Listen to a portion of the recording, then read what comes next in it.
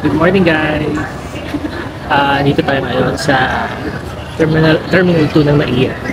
So, ang plano natin ngayon is pupunta tayo ng Boracay. So, actually, undecided pa talaga ako na pupunta ng Boracay. Parang ilang araw kong iniisip kung pupunta ba ako ng Boracay ulit. Pero kagabi ko lang napag-desisyonan at kagabi lang ako nakapag-book ng ticket saka ng accommodation sa Boracay. So, we're going to Boracay today. Ang flight natin is mamayang alauna. So, 14, 15, 16, 17. 17 yung balik natin dito sa Manila. So, abangan nyo yung ating adventure sa Boracay. See you! We're going to Boracay!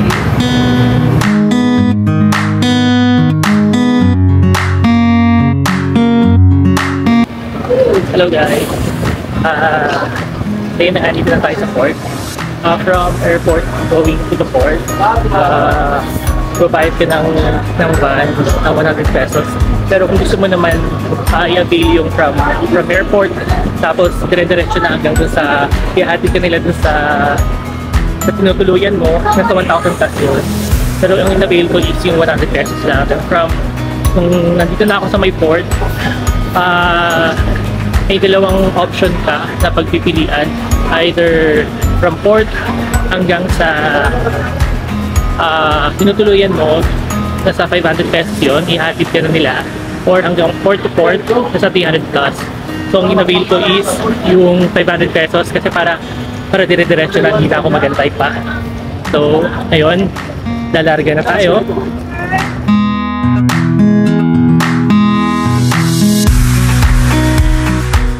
Hello guys, nandito na tayo mismo sa Boracay Island. So, papunta naman ako dito, kaya lang, it was 10 years ago pa. So, after 10 years, actually more than 10 years na tayo. So, after more than 10 years, balik ulit tayo dito. Story natin kung gaano nakaganda ang Boracay. So, the kids later, kasi dahil in-avail ko yung 500 pesos na ihahatid ako until dun sa hotel ko. So, kita-kits na lang later. Bye-bye!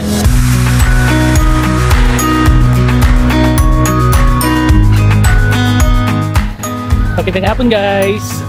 So, andito na tayo ngayon sa Boracay.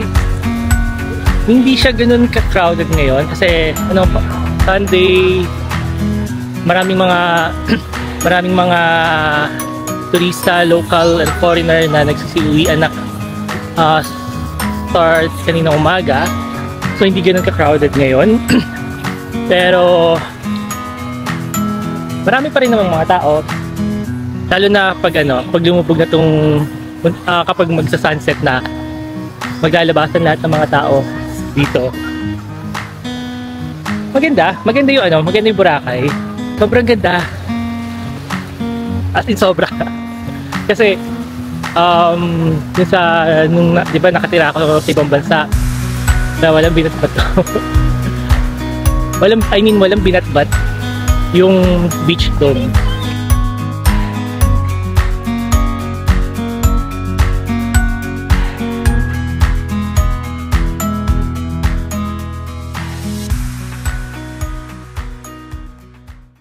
Ayun nga guys, summary ko lang yung naging biyahe ko mula sa Manila.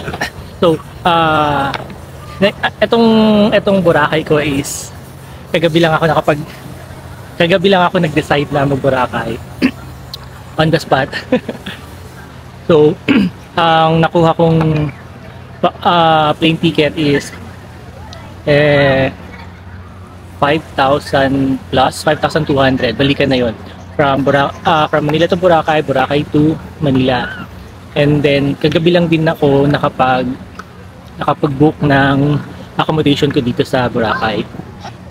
Syempre dahil hindi ko naman inaasam yung engrande na accommodation, yung simple lang.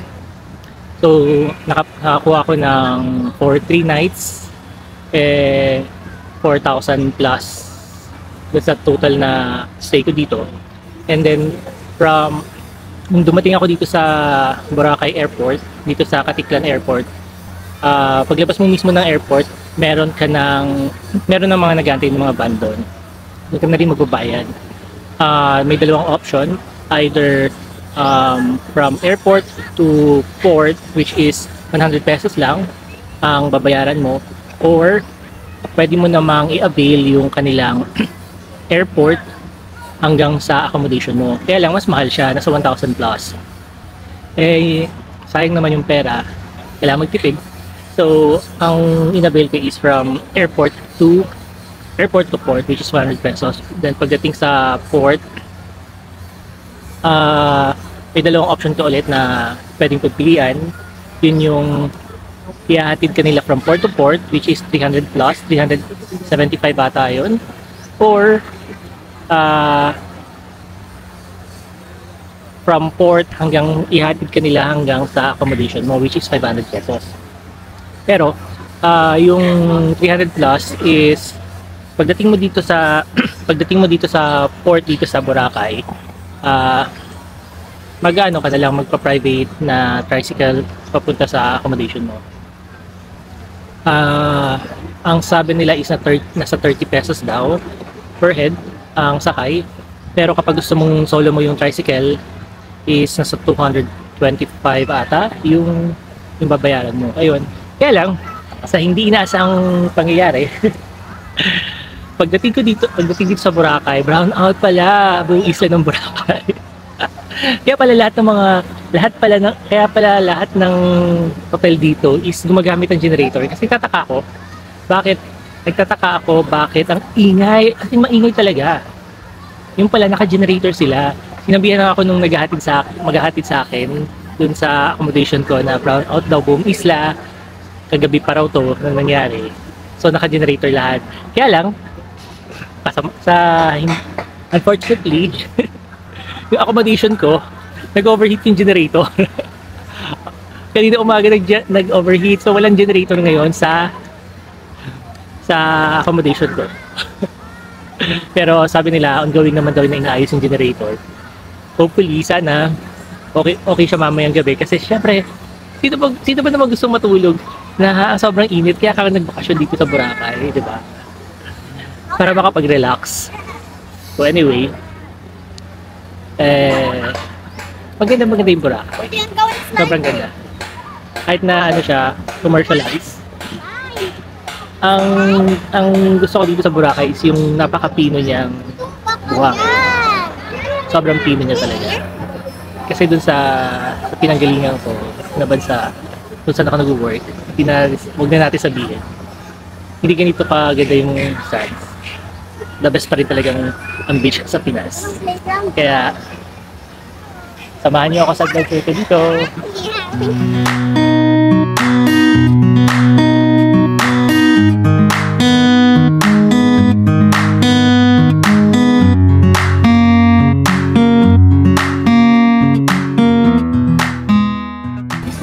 Guys, andito tayo ngayon sa loob ng D Mall. As in, parang ito yung mall nila. Hindi siya D na THE, as in letter D. So, D Mall. D Mall Boracay. Para itong mga para siyang mall pero open space. Maraming mga binibenta. Alam ko meron ng D Mall 4, pero hindi ko sure kung ganito siya kaganda. Parang gumanda ngayon. Konti pa lang yung mga tao, kasi halos lahat ng mga tao dito nasa beach. Inaabangan yung sunset. Maganda kasi dito yung sunset kaya daming tao. Malasing ko na ngayon, so marami ng mga nag-aabang. Pero syempre, kung papauli ba tayo, kailangan din nating abangan ang sunset. See you there!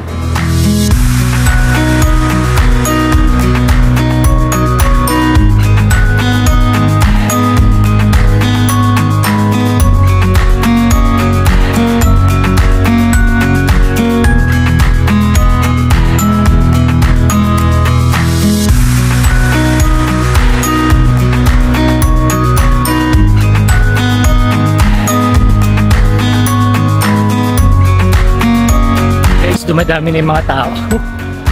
Mula kanina dumating ako ng mga past 3. Hindi pa ganun kadaming tao. Pero ngayon dumadami na.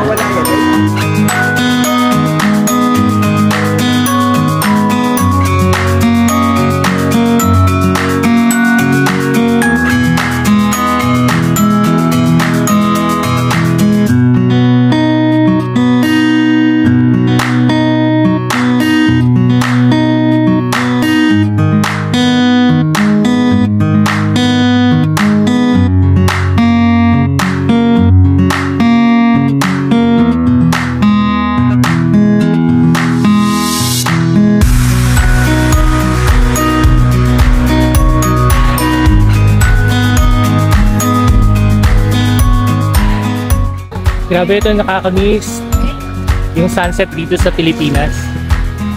After 2.5 years, ngayon ulit ako nakakita ng sunset from the Philippines.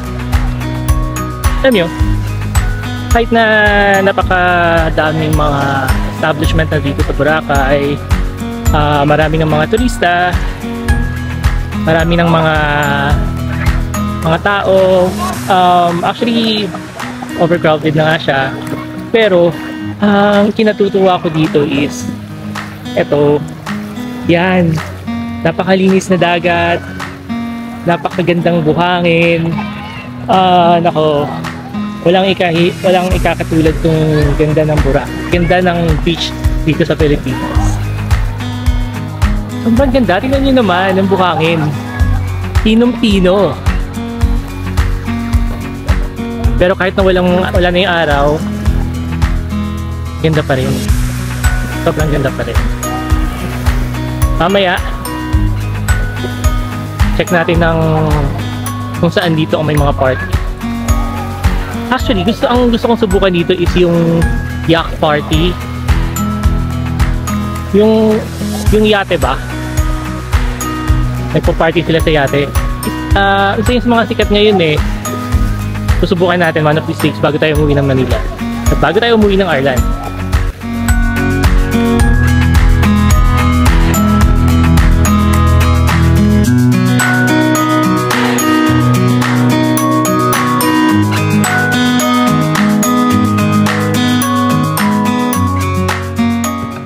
Good morning guys! It's Monday!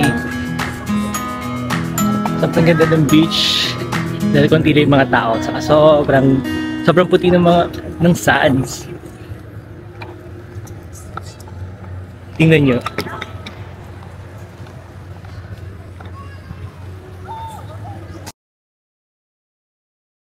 May mga code sila kung hindi pwedeng maligo dito, like that. So dito tayo ngayon sa Station 2. Maglalakad tayo papuntang Station 3. Hello guys. Ito nga palang Boracay is divided into 3 station. There is a Station 1, Station 2, and Station 3. So what's the difference between them? So ang Station 1, halos lahat ng mga 5-star hotel, mga luxury hotel doon located. Tsaka maraming mga artista doon na nakabook. And then syempre maraming mga mayayaman na nandun. And then yung kanilang beach is malawak, saka mas pino yung buhangin nila doon. Siguro dahil nga luxury area yung area na yun, kaya they maintain yung pagkapino ng mga buhangin.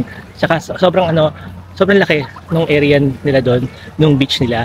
Tapos sa Station 2 naman, ito yung parang sentro ng the whole Boracay Beach. So andito lahat ng mga establishment, lahat ng mga pwede kang makabili nandito sa Station 2. And then andito yung the mall, pa ba? Kung nightlife naman ang pag-uusapan natin, nandito sa Station 2. May mga bars na kung gusto mo ng inuman, nasa Station 2. Tapos maraming tao, sabihin na natin overcrowded ang Station 2. And then kapag sa Station 3 naman, Mostly andun yung mga foreigner. Andun maraming mga foreigner na nakabook dun sa Station 3. Saka mas quiet. Kung gusto mo ng quiet area, yung hindi masyadong matao, mag-book ka dun sa Station 3. Saka sobrang linis nung nung area na yon. So, ngayon, nandito tayo sa Station 2. Papunta tayo ng Station 3. Ito yung dahilan kung bakit maraming mga foreigner at mga month and mga mga rainy season. Pero kasi buti na lang mataas ang sikat ng araw at walang bagyo ngayon. Kaya enjoy ko yung sikat ng araw. Pagbalik ng Ireland, hindi ko to mararamdaman. Alam niyo ba before, ang daming mga nagkalat ng mga sandcastle dito sa Boracay. Pero recently pinagbawal na nila yung pagtatayo ng mga sandcastle. Pero marami pa rin, may mga mangilan-ngilan pa rin na mga pasaway na gumagawa ng sandcastle. Pinagbabawal nila yun kasi nga nasisira yung ganda nung beach. Nandito na tayo sa Station 3. Ang daming mga tao. Hindi lang mga foreigner, marami rin mga Pinoy.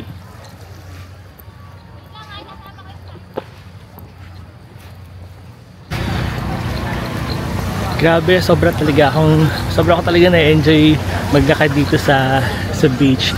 Kasi yung sand nila dito, napaka-powdery. Parang naglalakad sa powder. Grabe yung aga pa lang 10 o'clock pa lang ng umaga, pero ang dami ng mga tao sa labas. Kasi before, like more than 10 years ago, pag ganitong oras,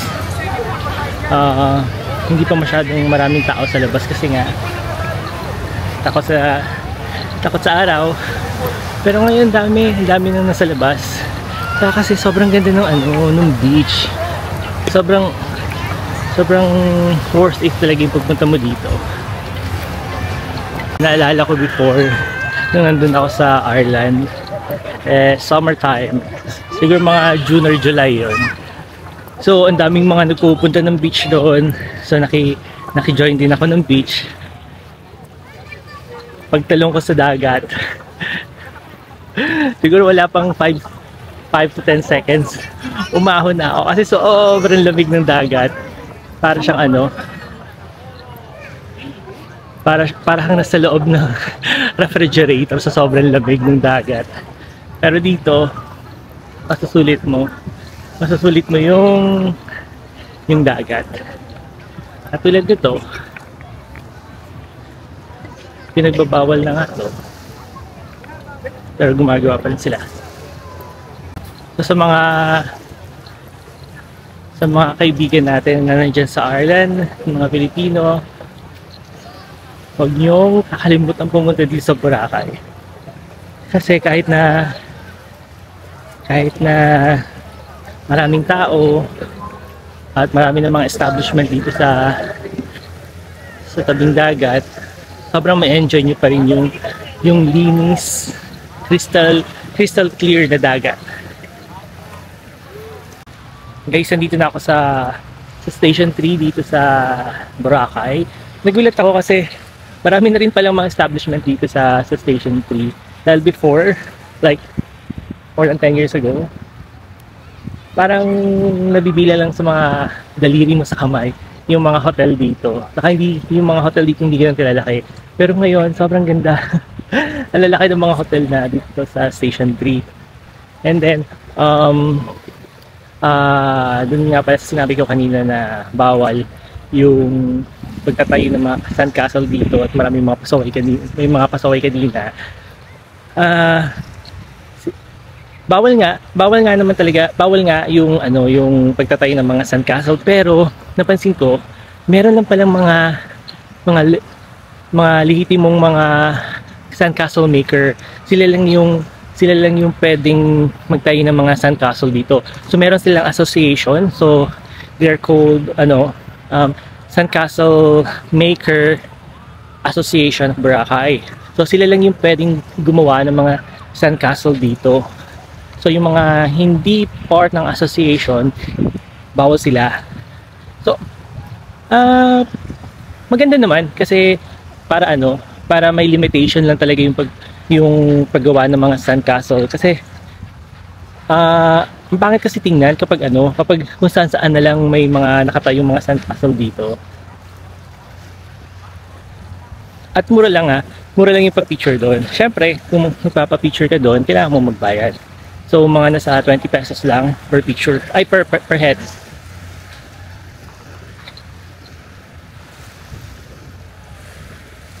So mabalik na ako ngayon sa kabilang dako. Hindi na ako pupunta doon sa dulo ng Station 3 kasi wala na mga establishment doon. So babalik ako ngayon sa Station 2 at pupunta tayo ng Station 1. Magandang hapon guys! So, walang araw, mukhang uulan, pero enjoy.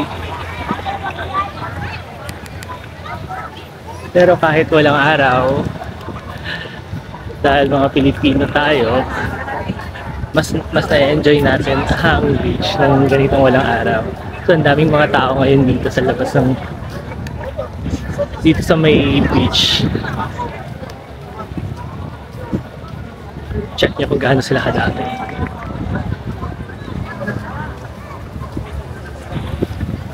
Mas preferred ko yung ganito. Kasi kahapon, habang naglalakad ako dito, kanina umaga, habang naglalakad ako dito sa beach, sobrang sakit ng sobrang sakit sa balat yung sikat ng araw. Pero syempre na-miss ko rin, kahit paano na-miss ko rin naman yung sikat ng araw. Pero iba talaga sa Pilas, iba yung sikat ng araw. Talagang sagad to the bones yung sikat ng araw. Kaya dahil walang araw ngayon, mas na-enjoy ng mga tao. Pero syempre, yung mga foreigner na mas preferred yung araw, ismayado sila. Mukhang umuulan kasi kapag titingnan mo yung mga bundok sa malayo, sobrang labo na. So, this is it. Kanina kanina umaga galing tayo ng Station 1 sa Station 2. Imbis na pupunta ako ng Station 2 at Station 3, imbis na didiretso na ako ng Station 1, mas pinili ko pa umuwi at matulog kasi antok ako. So ngayon is alas 5 na ng hapon, ngayon pa lang ako lalabas.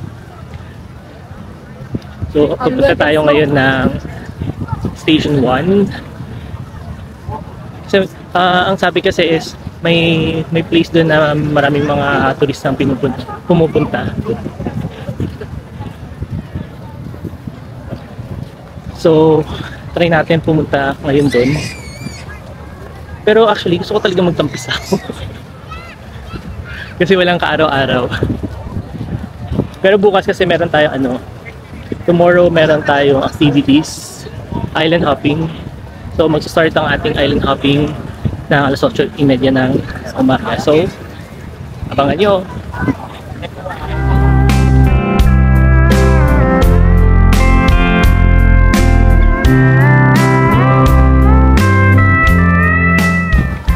Hello guys! Andito na tayo ngayon sa Station 1. Tulad na sabi ko kanina, yung area dito sa Station 1 is malapad, malaki kung compare mo sa Station 2 saka sa Station 3. And then halos lahat ng mas tahimik dito compare mo sa Station 2. Saka ang mga hotel dito is mga luxury hotel. And then ang kinaganda dito kasi may sila, ginagawa nilang playground itong station 1. So may nagsa-soccer, merong soccer area, may volleyball area. Tsaka ang daming mga kabataan na naglalaro dito.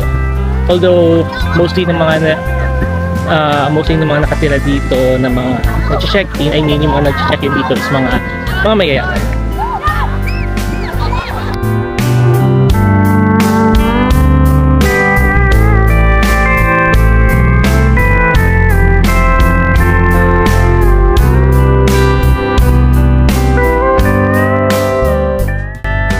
Hello guys, nandito na tayo sa dulo ng Station 1 dito sa Boracay. So, kung mapapansin nyo, halos wala ng mga tao dito sa area na to. Dahil wala nang accommodation dito sa part na to. Pero halos lahat ng mga nadaanan nating accommodation dito sa Station 1 is mga mamahaling mga hotel.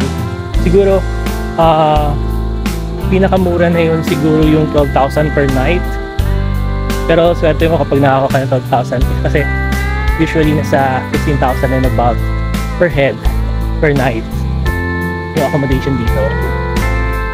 So as you can see, mukhang dito sa area na to may itatay yung hotel.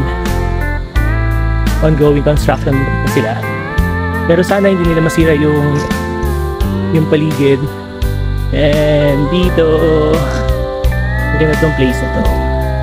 Try natin magpupuntahan habang maliwaliwanag pa ng konti.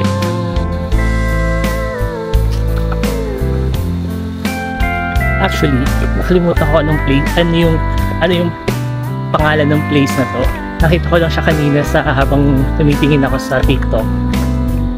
Na maganda yung place na to. Siguro mas ma-appreciate nyo yung place kapag tirik yung araw. Kasi ngayon, 5 minutes before 6 na eh. Buti na lang hindi umuulan. Kasi kanina parang umuulan sa malayo eh. Pero mukhang tumigil naman na. Pero tingnan nyo naman. Ang ganda ng kulay ng dagat. Saka halata mo sa ilalim na buhangin pa rin.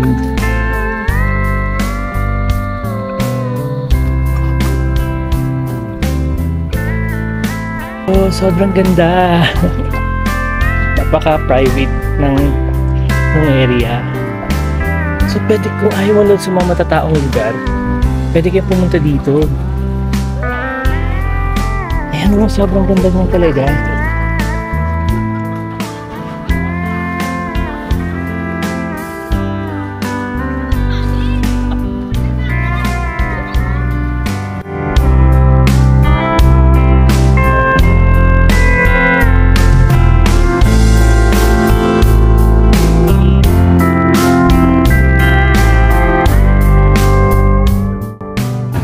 Hi guys, dahil bumalik na ang electricity dito sa Boracay, maliwanag na ulit ang Boracay. Unlike kahapon na may mga part dito na madidilim dahil naka-generator lang sila. So, pakita ko sa inyo.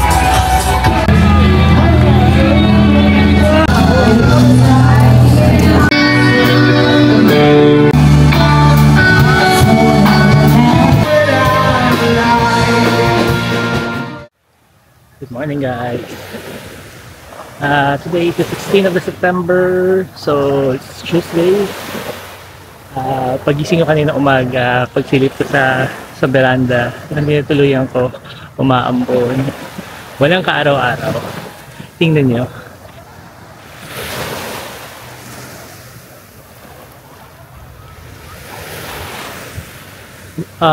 Chinek ko yung weather forecast for today. Kung araw umuulan, so hindi natin makikita ang araw today, so hindi tayo masyadong mag-worry dahil sa sunburn. Pero sana hanggang ambon lang, hindi lumakas yung ulan kasi meron tayong island hopping adventure today. So dapat magsa-start, ipipick upin kami dito sa location ng 8:30 ngayong umaga. Kaya lang exactly 8:30 nakatanggap ako ng text na pipick upin na lang daw kami ng 9 to 9:30 kasi nga daw umaambon. So, sana tumigil. Tumigil yung ulan. Kasi excited pa man din ako. So, alas 8 pa lang ng umaga, pag-check ko dito sa dagat, ang dami ng mga taong naliligo. Enjoy na enjoy nila yung dagat dahil walang araw. Siyempre kung Pinoy ka, mas gusto mo talagang ganito yung weather habang naliligo ka kaysa sa sobrang sikat ng araw, diba? So anyway, balitaan ko na lang kayo kung ano mangyayari mamaya. Pero pakita ko muna sa inyo ano yung itsura ng Boracay kapag ganito na umaambon.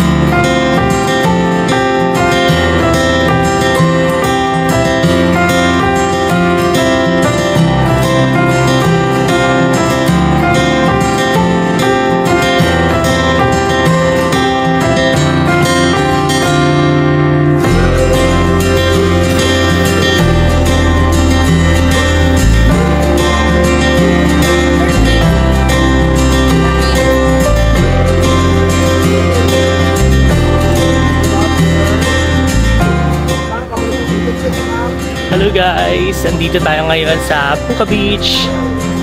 So, buti na lang nakisama yung panahon dahil hindi umuulan. Maaraw pero hindi siya ganun katinding sikat ng araw. So, kalalapag lang namin dito sa beach. So, we have 40 minutes para maglibot-libot at i-enjoy ang Puka Beach.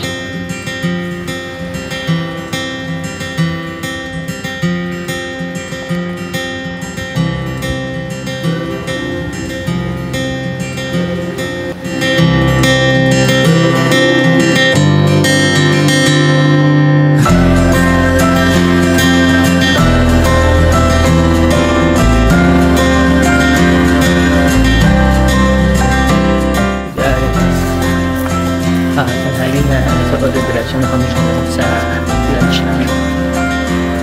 So, mukhang good advice yung lunch na to. Sabay-sabay kami kakain.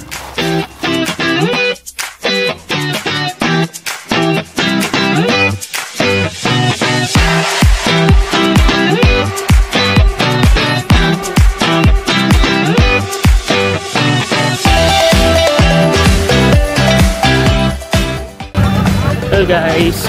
Nandito tayo ngayon sa Crystal Cove. So, may dalawang cove daw dito. Kung gusto nyo daw pumasok sa cove, 300 pesos each. So, hindi tayo papasok. Kailangan magtipid. Pero sa mga gustong pumunta dito at ma-explore ang dalawang cove, you need to prepare 300 pesos. Dahil limitado lang yung magpa-parkingan ng mga bangka dito, so we're gonna stay for about 10 minutes lang. Pero kapag may mga papasok sa cove, baka daw magstay na isang oras. Pero napag-decide ng mga kasamahan ko sa bangka na pag nang pumasok. So we're gonna stay for about 10 minutes para lang explore ang lugar at for picture taking.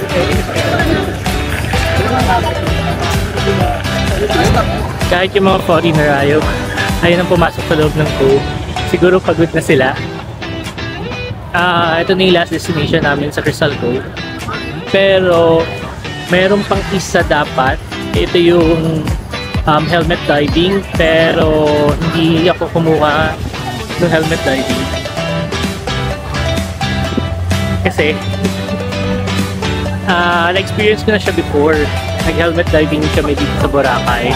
Kaya lang Ewan ko ba, nagkaroon ako ng phobia. Bigla akong natakot. Kaya nagpaahon ako agad. Kaya ayoko nang gawin ulit. So update, magsistay kami ng 1 oras dahil mayroong couple na nag-avail ng Cove. So papasok sila ng Cove dun sa Cove 1 saka Cove 2. So 1 oras yun. So kaming lahat na hindi kasama sa helmet diving mag-aantay dito ng 1 oras. So ang pwede lang namin gawin dito ay mag-swimming, explore yung area. Maliit lang naman yung area eh. Kaya lang kasi maganda yung dalawang cove. Kaya lang kasi 300 pesos yung gagastusin mo. Ayaw nang gumastos. Hi guys! Andito na ako ngayon sa accommodation ko. Kararating ko lang. Taba ako. Anyway, pauwi na kami kanina from Crystal Cove. Sa kalagitnaan ng laot, tumirik yung sinasakyan naming boat. So, yung mga tauhan doon tumawag na ng rescue. So, mula dun sa kinatitirikan namin, may dumating na speedboat at dinala na kami doon sa final na kumpang na dapat naming puntahan. So, ayun na nga. All in all, maganda naman yung mga pinuntahan namin. Kaya lang, ang disappointment lang naman doon is yung sinasakyan naming bangka mukhang palyado. Kasi ilang beses kaming tumirik at ilang beses nilang sinubukang ayusin yung makina ng sasakyan. So anyways, so this is our last day. Today, it's already 5 in the afternoon, pero before the day end, pupunta muna ulit ako sa tabing dagat dito sa station, kasi dito ako sa station 2 at maliligo ulit ako for the last time. So, see you!